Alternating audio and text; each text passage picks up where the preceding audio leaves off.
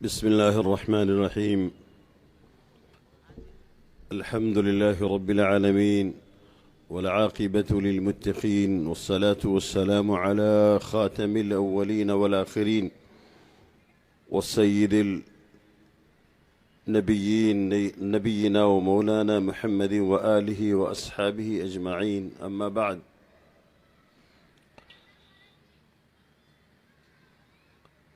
قال الله سبحانه وتعالى: قل الحق من ربكم فمن شاء فليؤمن ومن شاء فليكفر. صدق الله العظيم.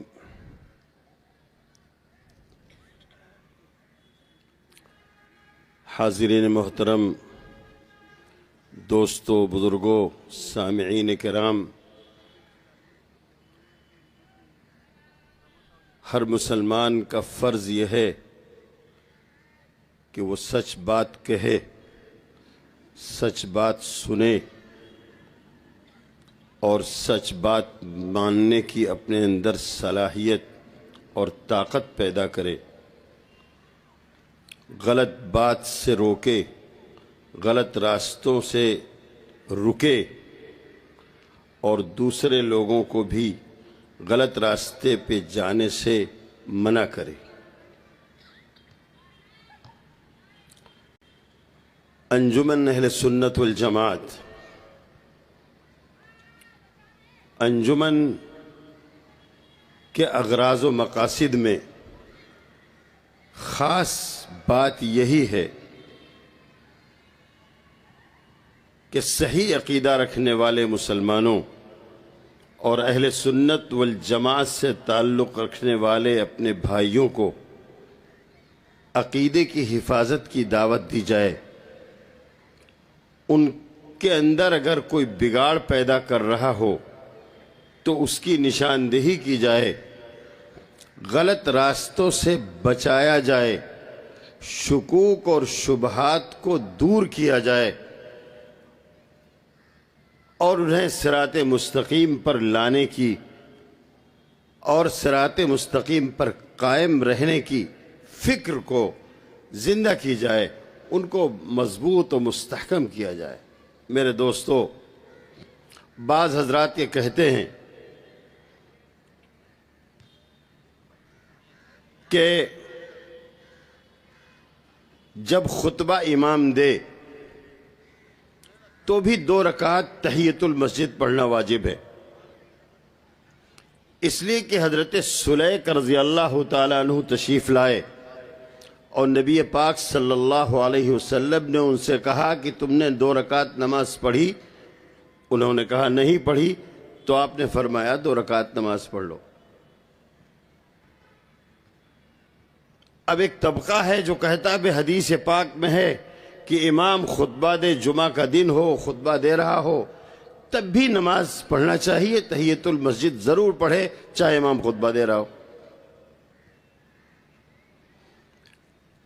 علماء اہل سنت والجماعت تقریباً فقہ کی تمام کتابوں میں یہ مسئلہ لکھا ہوا ہے کہ امام جب خطاب کے لیے، خطبے کے لیے، جمعہ کے خطبے کے لیے ممبر پہ آ جائے تو پھر کسی کے لیے گنجائش نہیں ہے کہ وہ کلام کرے، سلام کرے اور نماز پڑھے۔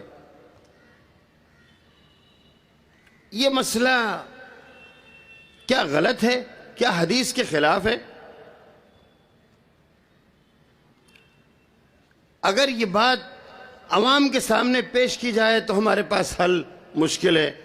ایک مسلمان بڑی خوبصورتی سے کہتا ہے کہ بھئی میں حدیث پر عمل کروں گا، میں کیوں مسئلے پہ عمل کروں؟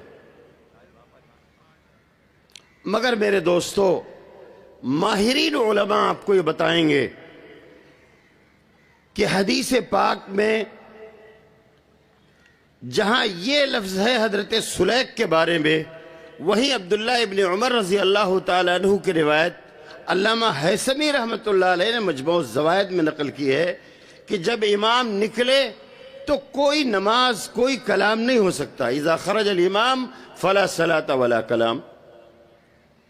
اب 2 روایتیں ہو گئی، کون سی روایت پہ عمل کرے؟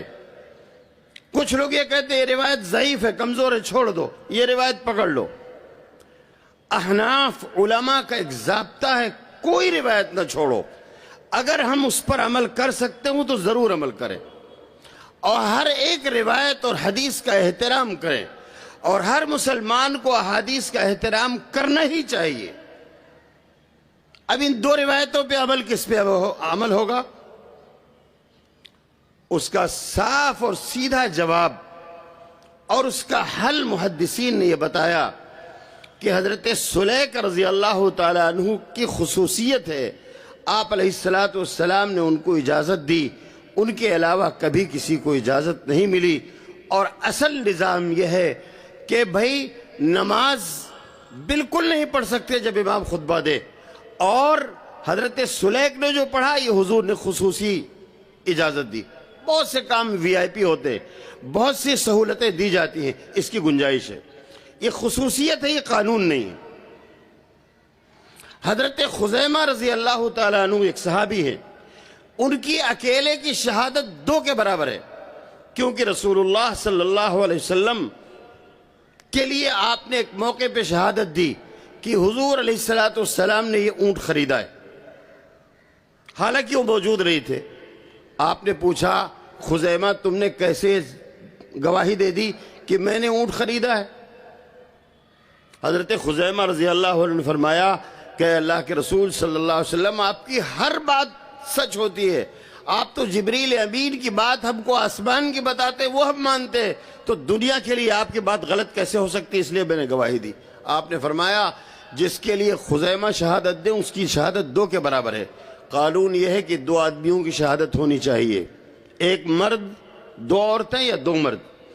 مگر اس قانون سے ہٹ کر وی آئی پی خصوصیت حضرت خزیمہ رضی اللہ تعالیٰ عنہ کو حاصل ہے.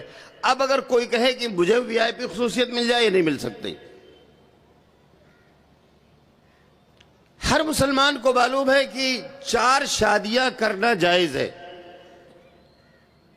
مگر نبی پاک صلی اللہ علیہ وسلم کے نکاح میں 9 ازواج مطہرات تھیں.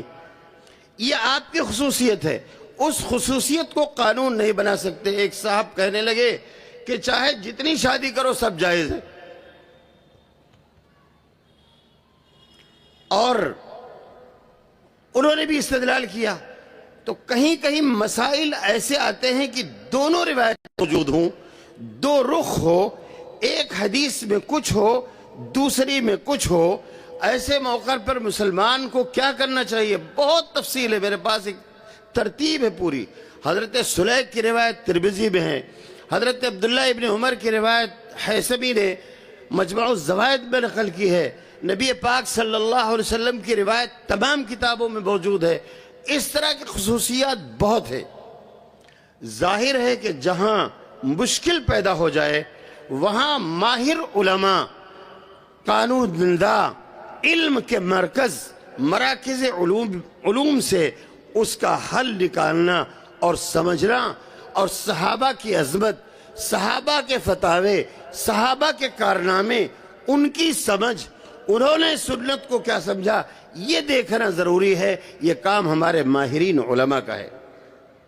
اس لیے تحفظ سنت صحابہ کے بغیر ممکن نہیں ہے, اور صحابہ کی عظمت کے بغیر تحفظ سنت ممکن نہیں ہے.